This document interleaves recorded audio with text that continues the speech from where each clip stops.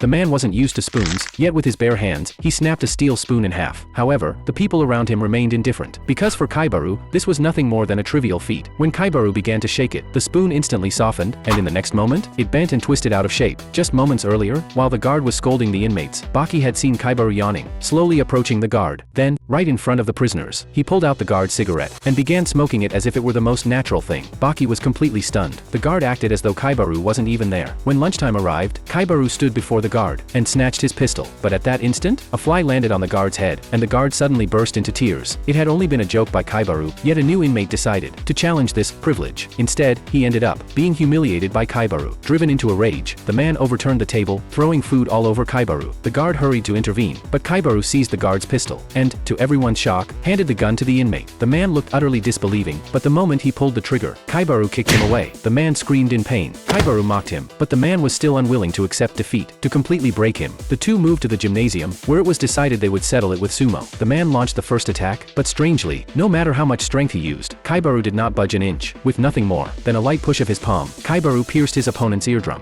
Then he plucked out a strand of his own hair, and shoved it into the man's ear canal. As the hair tangled inside, Kaibaru gave it a sharp tug, shattering the ear canal to pieces. The man lost his balance, and collapsed to the ground.